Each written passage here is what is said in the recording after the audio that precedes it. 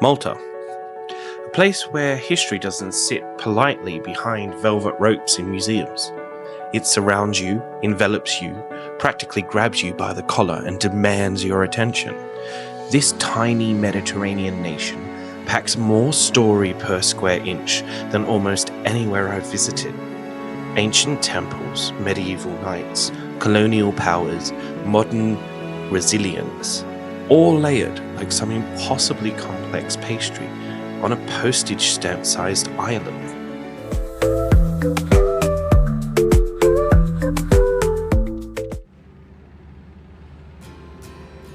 As Majestic Princess glides into Valletta's grand harbour at sunrise, the honey-coloured limestone fortifications grow like they're lit from within. It's my second dance with Malta, but this time I'm playing tour guide to Joe, Bill and Lemar, turning friends into accomplices for a day of exploration, unexpected discoveries, and the kind of spontaneous detours that make travel worth the effort. Malta may be small, but as we're about to discover, its personality is anything but. Give a little love.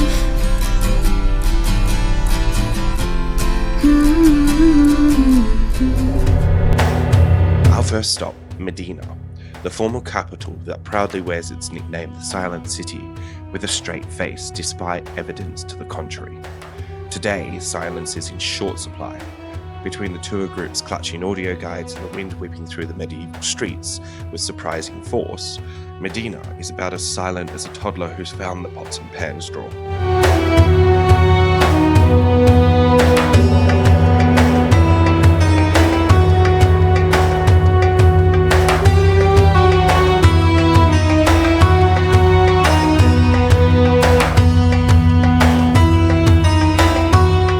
Cab drops us at the main imposing gate, a statement piece that essentially says we're serious about keeping invaders out, but tourists with credit cards are welcome.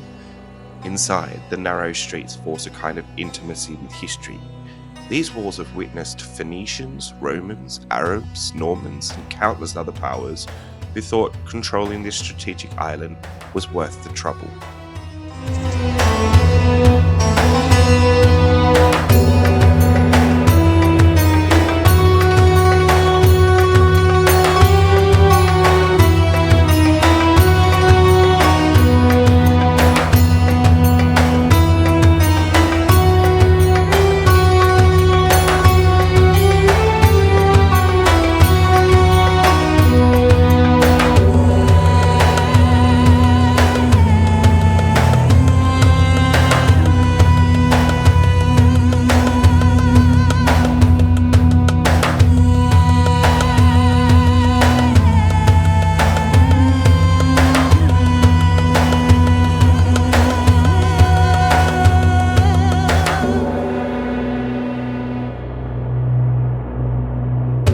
Scale the city walls, where the reward is a panoramic view that helps you understand why Malta has been such contested real estate throughout history.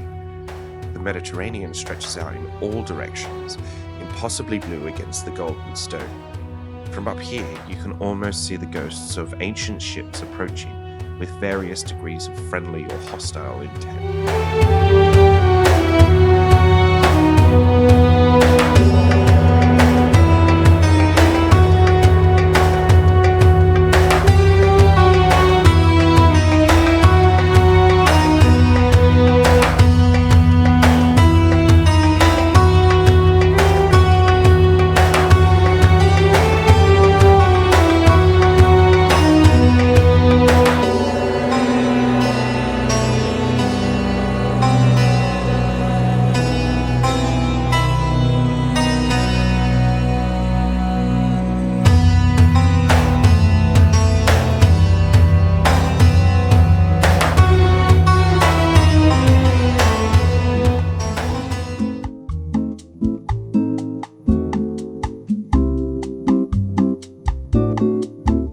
Our exploration of silent streets is admittedly brief. Just one quiet alleyway where we can actually hear ourselves think, but that's the reality of travel in popular places. Sometimes you have to share your moment of discovery with a dozen other people having the same moment. The trick is to find your own angle, your own appreciation, even in the crowd.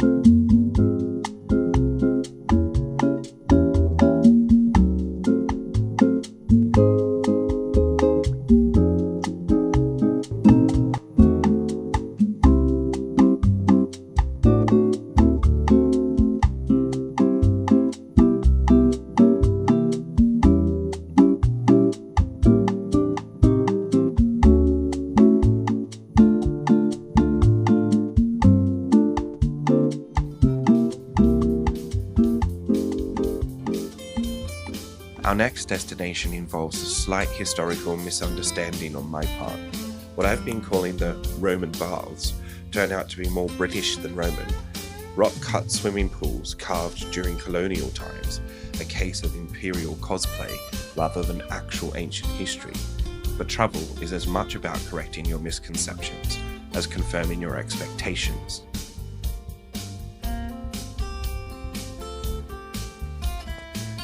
Nature, however, has other plans for our swimming ambitions. The Mediterranean is showing its temperamental side today. Waves crashing against the rocks with enough force to make even the most confident swimmer reconsider.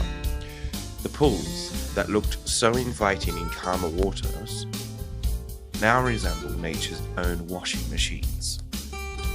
When the elements veto your plans, the correct response is always food. We pivot to a nearby restaurant with a terrace looking over the churning sea. There's something deeply satisfying about watching the very waters that thwarted your plans whilst you enjoy a plate of food with a cocktail. Joe, Bill and Lemar have proven to be the kind of travel companions you'd hope for. Adaptable, good-humoured, and as equally interested in what's on their plates as what's on the itinerary. The conversation flows as easily as the wine, that particular kind of bonding that happens when you're sharing new experiences in unfamiliar places. Valletta feels like a city that was built by people who were simultaneously preparing for war and appreciating beauty. Every corner reveals another limestone building with ornate balconies. Every street offers another glimpse of the harbour, and every few blocks you encounter a reminder that the Knights of St. John were very serious about their artillery.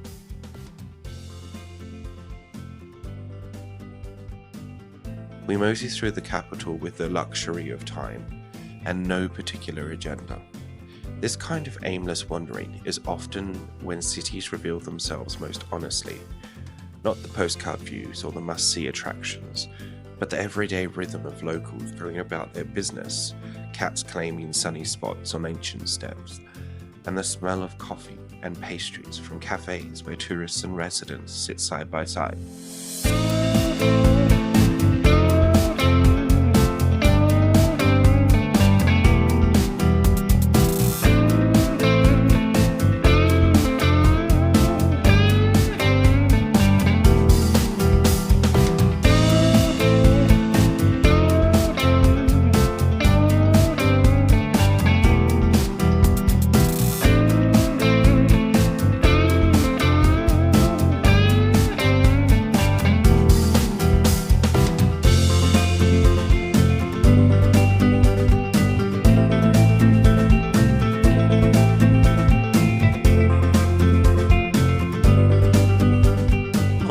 Its complex history in plain sight. Baroque churches next to British phone booths, street signs in a language that sounds Arabic but looks Italian but is actually neither. Fortifications that have been repurposed as restaurants, shops, and public spaces. It's a place that's been adapting and absorbing outside influences for millennia, creating something entirely its own.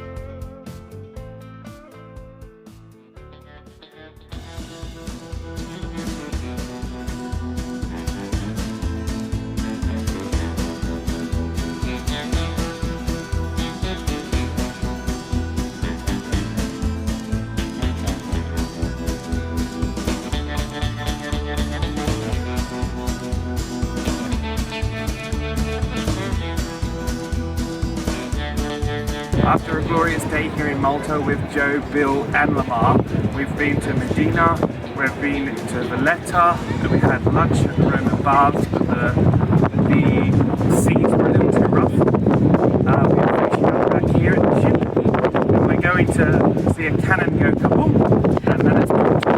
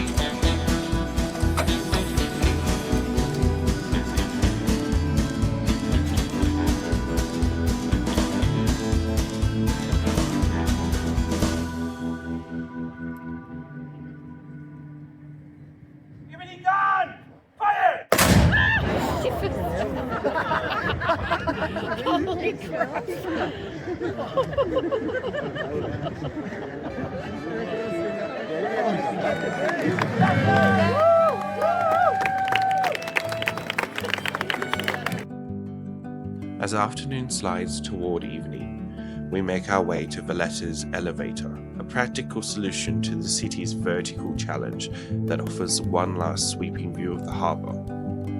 The Baraka lift drops us down to sea level in seconds, compressing what would have been a sweaty hike down some streets into a brief mechanical descent.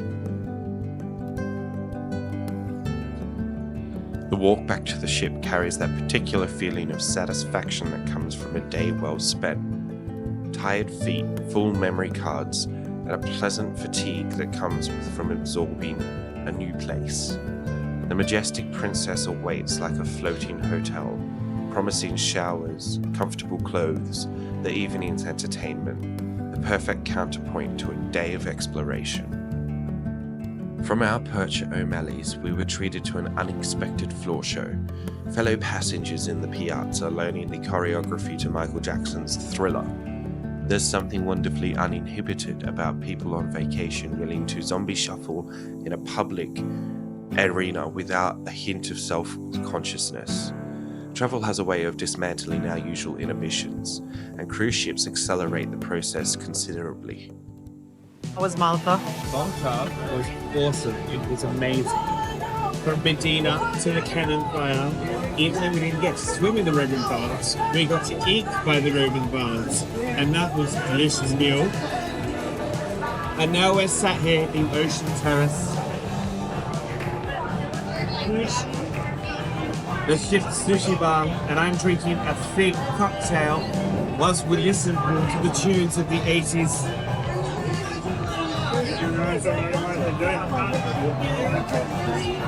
It's going to be a fun night, but we are now at sea until the 26th. Yes, please.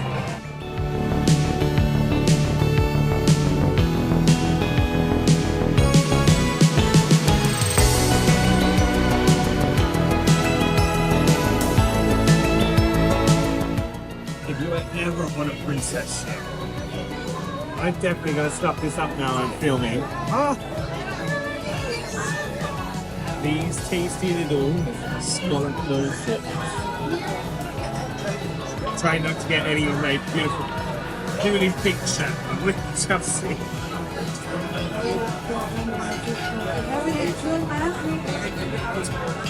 Nothing better than the 80s music and some sashimi. Dinner at the Ocean Terrace Bar delivers exactly what we're craving. A smorgasbord of sushi that serves as the perfect light counterpart to a day of heavier Mediterranean fare. There's an art to the cruise ship dinner decision. balancing curiosity against comfort, adventure against reliability. Tonight, the clean flavors of fresh fish and rice hit exactly the right note.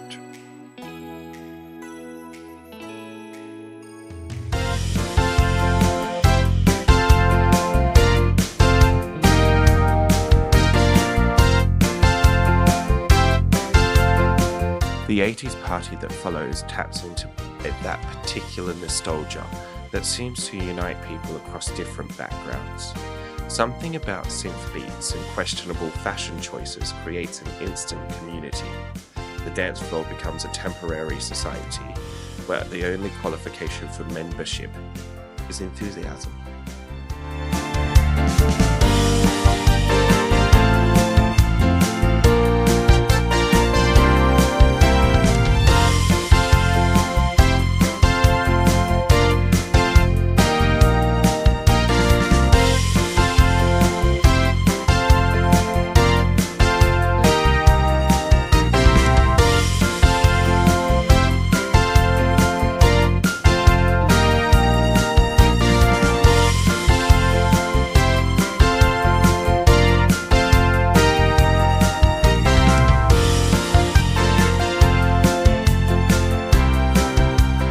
After spending the dwindling hours of the evening in our valleys, by the time we finally admit defeat and head toward our cabins, Malta had slipped far behind us in the darkness.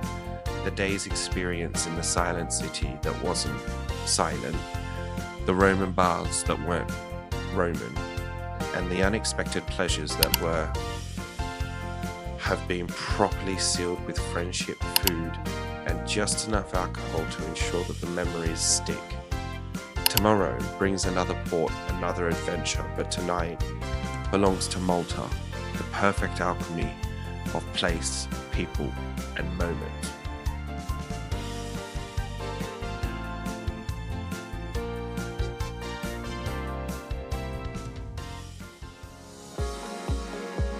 Next time on our Mediterranean Odyssey, Hania in Crete, where Venetian harbours meet Aegean blues and every alleyway holds another surprise. We'll hunt for the perfect beach, lose ourselves in a maze of history, and discover why Greek hospitality isn't just a saying, it's a way of life. The adventure continues in Crete, where the only more intoxicating thing than ouzo is the view. Until next time, wanderers.